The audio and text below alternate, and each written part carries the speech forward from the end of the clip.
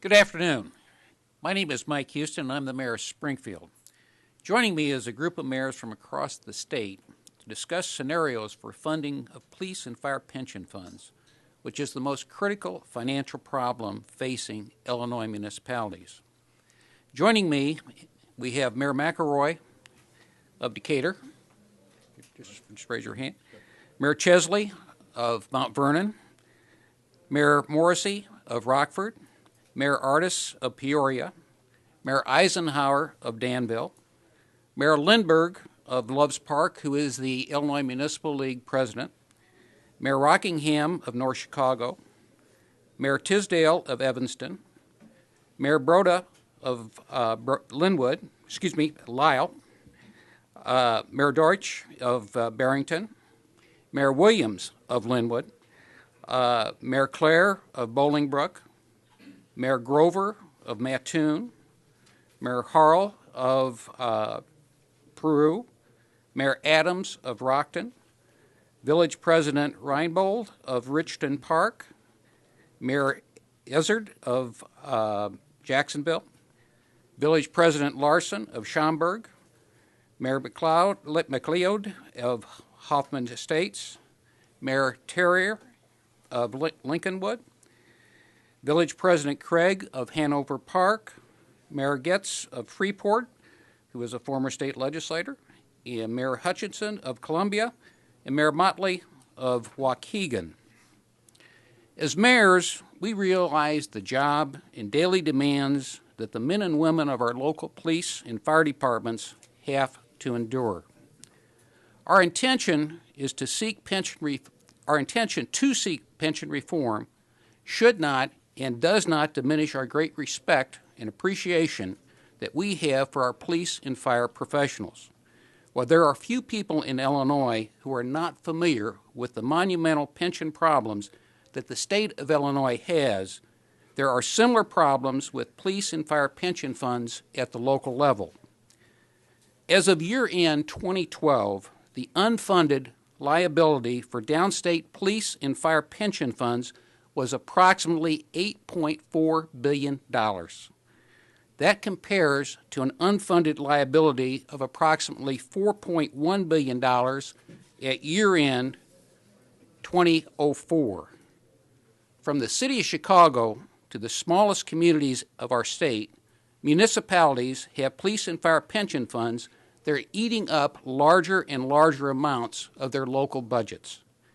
During this same time period, downstate municipalities' contributions to police pension funds grew from approximately $132 million in 2004 to approximately $339 million in 2012, while contributions to fire pension funds grew from approximately $101 million in 2004 to approximately $189 million in 2014. Unlike the state of Illinois, municipalities have made their annual contributions, yet the unfunded liabilities for police pension funds increased from approximately 62% in 2004 to 56% in 2012, while fire pensions increase was approximately from 65% to 55.5%. The state of Illinois has passed legislation addressing their pension problems and the problems of the city of Chicago, which is on the governor's desk to help deal with two of its pension funds. We fully expect that there will be additional legislation passed prior to the end of this legislative session to deal with the Chicago police and fire pension funds. We anticipate and must insist that downstate police and fire pension funds be dealt with in the same manner as the Chicago police and fire pension funds. The increased cost of our police and fire pension funds continues to grow exponentially. As mayors, we are faced with the potential of either increasing revenues or reducing services to meet these costs. Neither prospect is something that the residents of our communities want. My fellow mayors will discuss particular situations in more detail. At this time, I would like to introduce Mayor Mike McElroy of Decatur. Mayor? Thank you, Mayor. I am Mike McElroy, Mayor of Decatur. There are so many problems that the mayor just went through, too numerous to hit every step or every one of them. I would like to talk though about the fact that the Manning bill is one that clearly is a bill that puts the union in the middle of the budget and how it works. I'm elected to take care of the budget. And for the record, it's a city manager form of government. I take that job very seriously. The people on the council take that job very, very seriously. We budget exactly what we can afford to budget and do what we can do. For them to come in and make the fact that you need 3 more firemen or you know you need to do this or that, that is not in the budget. I'm an elected official. Those that are on the council with me are elected officials. And if people think that it's going to stop with the fire, it isn't. Every one of them are going to. Every one of the unions will be in the business of trying to run the city. I don't think anybody benefits from that. I don't think that anybody gains anything by that. The system is Decatur. I got a brother that's a fireman. We've got a great fire department. Absolutely a great fire department. And if we were talking about the police department, I'd say the same thing. But the fact remains there's only so many dollars. You can't have people leaving your town. You can't have people moving away, taking their families away, and continue to pay when you don't have the tax revenues that come in. It seems very simple for a guy like me to figure that out, that I think that the unions would understand why we're upset about this. We have a job to do. And I certainly promised the people of Decatur that I am going to do that job. And it's not by allowing other people in that were not elected to be making decisions for them. Thank you. Thank you, Mayor. Next, we have Mayor Mary Jane Chesley of Mount Vernon. Mayor? Thank you. Appreciate that. My section involves public safety pension enactments, better known as benefits and sweeteners. I will briefly highlight 3 areas of concern. Do not let the brevity deter from the fact that there are major impacts to any municipality's budget. The first one is the 3% granted annual COLA added to the police officers and firefighters program. The second one is the benefit formula, the increase in pension formula from 2% to 2.5% of salary for the 21st to the 30th year of service. This means that a person can work 5 years less to get 75% pension after 30 years. If they retire at 50, they can draw a pension that is larger than they have worked. The third one is the survivor benefit. This is one where the survivor benefit will be 100% of the salary of the firefighter who is deceased. They will be receiving that. So, in other words, it isn't just the firefighter himself. When he passes on or she passes on, the spouse will have that as well. So you're really taking 2 lives in consideration here for a larger expected payment. Thank you. Thank you, Mayor. Next, we will have Mayor Larry Morrissey of Rockford. Mayor? Thank you very much. It's an honor to be able to be here, excuse me, with all the other mayors on this very important issue for Illinois taxpayers and our city taxpayers. First, I'd like to say from the outset that the battle that we're dealing with today is really what I believe is an unintended fight. It wasn't supposed to happen. In the late 1990s, the city of Rockford, like many cities across the state, was much better funded in our pension system. As late as 1999, collectively, we were over 90% funded in our police and fire pension funds. If you recall the phrase irrational exuberance, when it described some of the phenomena of what was going on in the late 1990s, we had this belief of an ever-rising stock market, a tech boom, and out of that environment, I don't want to cast aspersions against any of the legislators who voted the way they did back then, but out of that environment, changes were made to the benefits that have had an absolute unintended consequence on our ability to operate our organizations today. In the city of Rockford, because of the increase benefits, the spousal benefit, the reduced age for retirement at maximum pension level, and the compounded interest rate, we went from a position of being over 90% funded to today we're approximately 68% funded.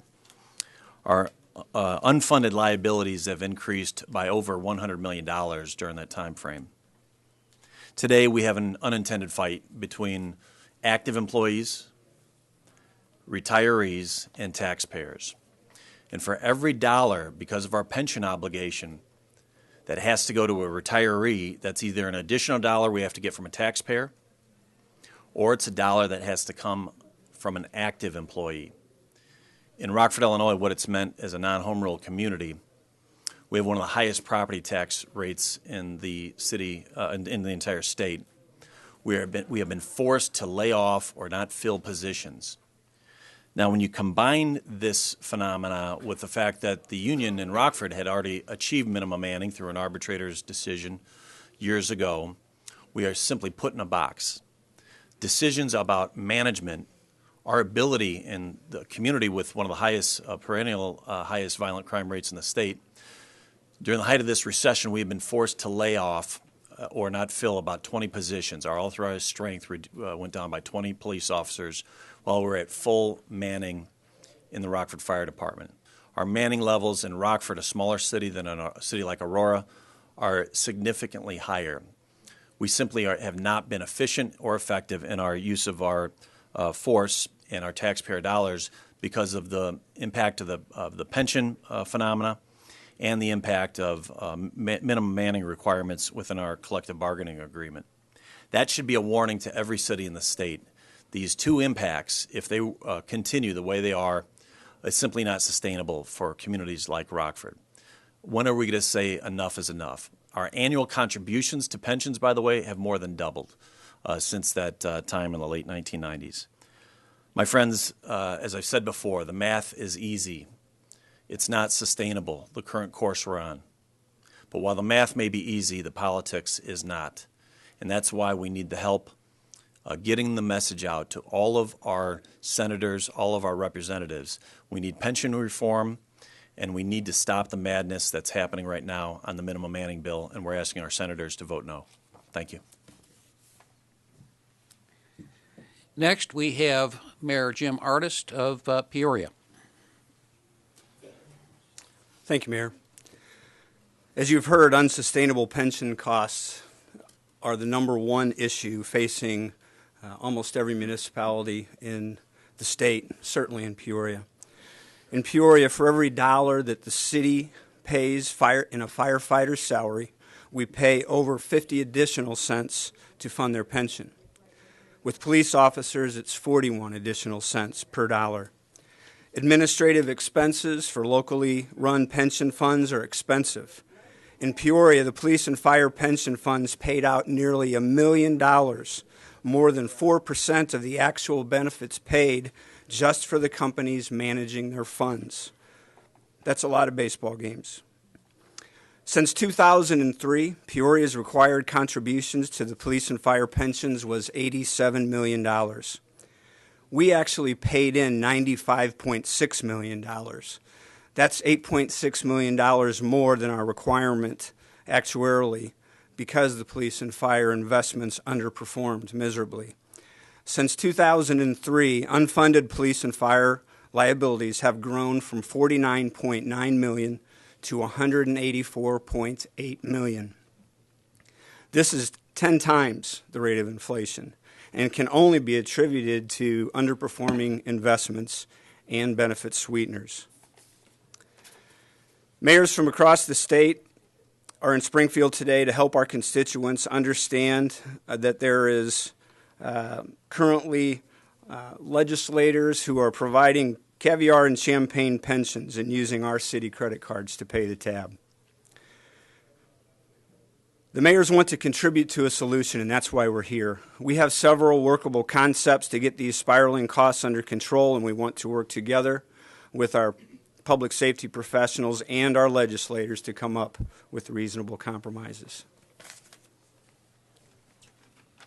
Thank you, Mayor, and I would just echo what Mayor Ardis had said. In the city of Springfield, we pay 62 cents on the dollar for every firefighter into their pension fund in comparison to their salary, and for police officers, it's 48 cents. So it is a major portion of the cost of having a police and fire department.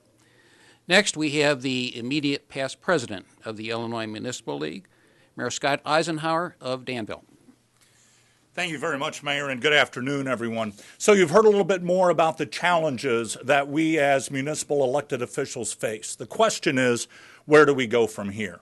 First and foremost, any legislation that would have a negative impact on either current obligations or future obligations must be stopped, and stopped now.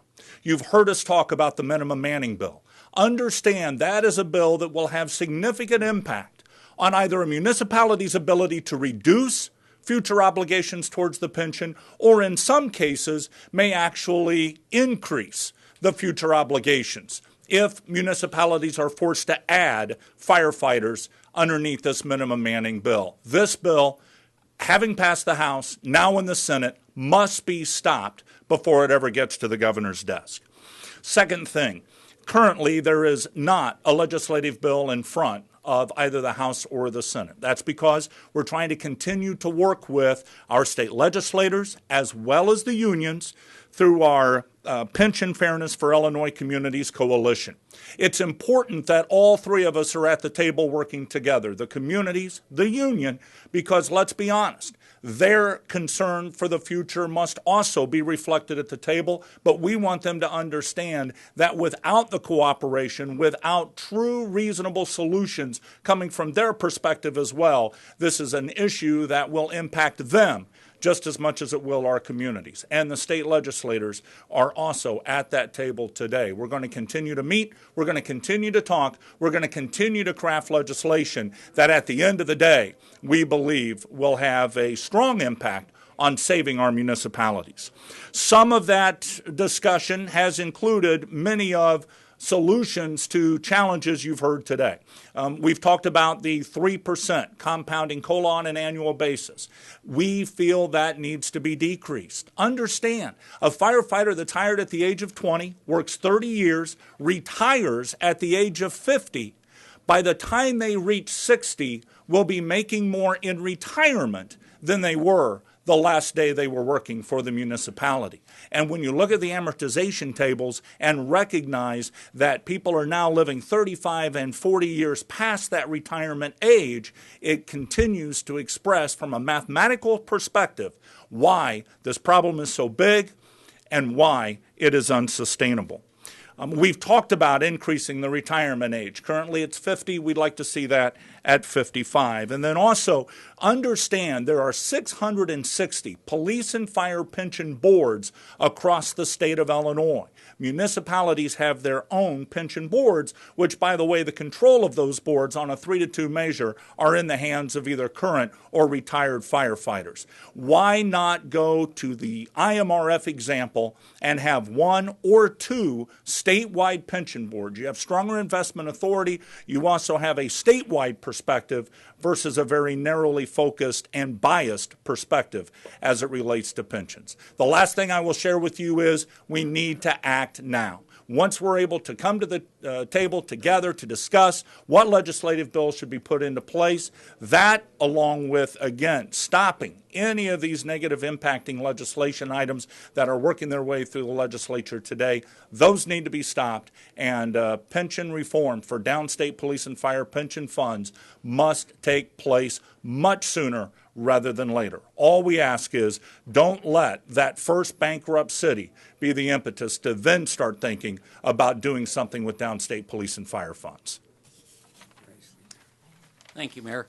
You know, as you take a look at the city of Springfield, our community has in our police and fire pension funds combined, we have about $225 million of assets, $225 million of unfunded liability.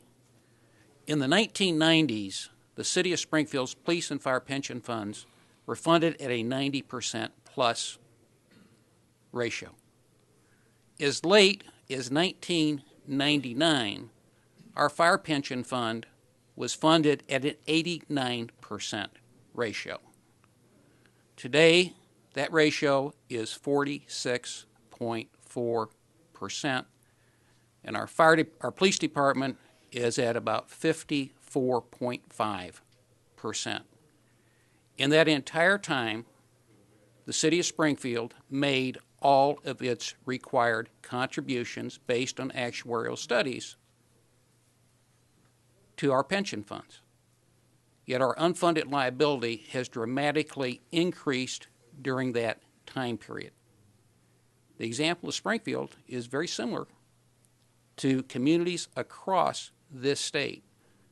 And this is where and why we are here today to ask for help from the Illinois General Assembly to deal with this problem, which is growing on an exponential basis on a year-to-year basis.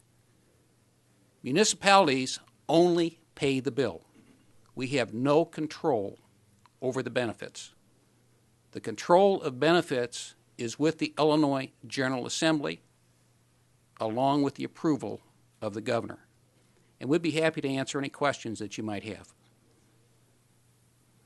Are you getting any feedback on the chances of anything going through this spring? Again, as we would look at what is happening with the Chicago Police and Fire pension funds, which are facing a very serious property tax increase, if something is not done, we would fully expect that something is going to happen for the Chicago Police and Fire pension funds. And what we want is at the time that something is done for the city of Chicago, that is also done for the downstate police and fire pension funds at the same time. We have the same problem. It is a monumental problem for local communities that most people just simply do not realize. They realize the problem at the state level. They realize the problem in the city of Chicago, but they're really not focused on the fact that this is a problem that stretches the entire state of Illinois. Are you telling lawmakers to steer clear of any kind of property tax issue when you're asking them to come up with some kind of solution? I think that, as was mentioned by Mayor Eisenhower, there are negotiations that are taking place this afternoon that will involve municipalities. It will involve police and fire unions, as well as the leadership of the Illinois General Assembly. And what we also realize is that we have to come to something that has an agreement if it is in fact going to be able to be passed by the Illinois General Assembly. So, are you really not property tax? Again, those are things that are going to have to be negotiated.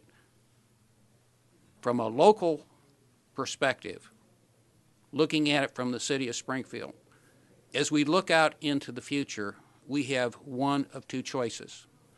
We either have to increase our revenue, which means some type of tax increase, or we have to cut services in order to be able to fund these pensions. One of those two things have to happen in municipalities and local governments all across the state. I can't speak. I don't know if anyone. It's close. Mayor Morrissey? I'm just going to reference this. The city of Rockford worked with IML a few years ago, and we drafted a bill that would actually make it possible for a city to file a Chapter 9.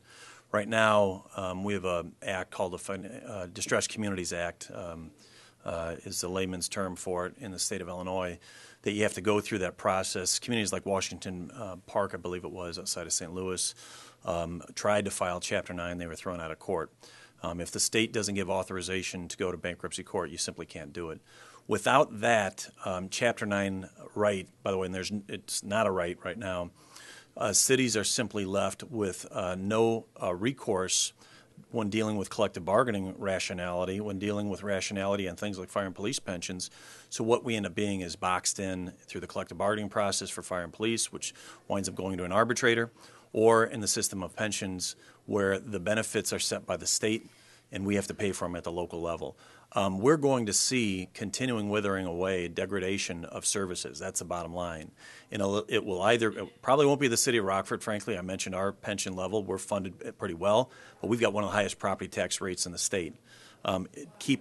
Making your payments is extremely difficult. It's been a burden on us. And so what we're looking for is relief that wouldn't require a Chapter 9 filing, but what you'll likely see is communities appealing to the state under the Financially Distressed Communities Act. Frankly, I wish we could appeal directly to a bankruptcy court. I think it would give us more leverage to get deals done. No, again, municipalities do not have any control over the benefits that are provided in terms of pension benefits to the employees, whether those are sworn police officers, sworn firefighters, or members of the Illinois Municipal Retirement System. Okay. And the state did pension reform for Chicago. Are you guys looking for something like that downstate? What would that look like? The legislation that has been passed for the city of Chicago deals with two of their pension funds. Their major problems are with two other funds, and that is the police and the fire pension funds. That is what we would expect that something would be happening prior to the end of this session. And whatever is done for the city of Chicago, we would expect that they would also be doing for the downstate police and fire pension funds, because we have the same problems that they have in the city of Chicago. Can I just say one other thing? To be very blunt about it, as I said, the math is easy, the politics is hard. The politics is hard because the benefit level is set. Look at the D2s of the fire union contributions, police union contributions. What you'll find is when you have the political benefit, getting a check to your campaign down in Springfield, and the liability for the benefit doesn't wind up on the state's balance sheet, it's on the local communities, it has been very difficult for us to communicate and make a connection between what's going on in Springfield and someone's property tax bill. That's why I think you see the initiative happening today to try to make sure the media understands, our newspapers, our television media throughout the state, and our citizens can understand what's happening. The system is not, it's been said that it's negotiated at the local level. It simply isn't. Well, there's no question that there are large amounts of money flowing into state legislators' campaign funds from the Illinois Federation of Firefighters. The question in terms of going back to the communities, when people really begin to understand what the cost of minimum manning is, this is not something they are going to be happy with. In the city of Springfield, we have had minimum manning for over 30 years. It is a very costly item in that every time someone calls in sick, they take a Kelly day, they take a vacation day, we have to call someone in to take their place. Firefighters work 24 hours a day. Each day we call someone in, that cost is over $1,000 for the replacement, plus we're already paying for the person who is taking off. A lot of the discussion thus far has been on the fact that, well, fire departments may be required to increase the number of people they have. The real cost is the daily operation of the fire department and the overtime cost that are going to be involved with that. It is our feeling that this is an unmandated cost and that these decisions should be made at the local level by the people who have been elected by the people in those communities to determine what level of protection is needed and can be afforded. I think the timing is also because municipalities across Illinois are looking for ways to balance their budget. That's our requirement. And when we start looking at that, we start looking at all of the ways that we can reduce those expenses but still maintain services across cities. If we're stuck with minimum manning, then what happens is we have to leave that one portion of the budget alone while we're cutting everything else. Also understand not only are pension costs increasing, but in many municipalities, equalized assessed values have been decreasing because of the decline in the housing market. So if you have pension costs rising, EAVs decreasing, we start looking for ways to cut money, and then the fire department comes along and says, well, wait a minute, we've got to figure out a way legislatively that while parks are being cut and sewers are being cut and streets are being cut and police is being cut, we're not on that chopping block as well. And so that's why you see a bill like this going through today. They know cities are trying to balance their budgets, and they don't want to have to be a part of that balancing act.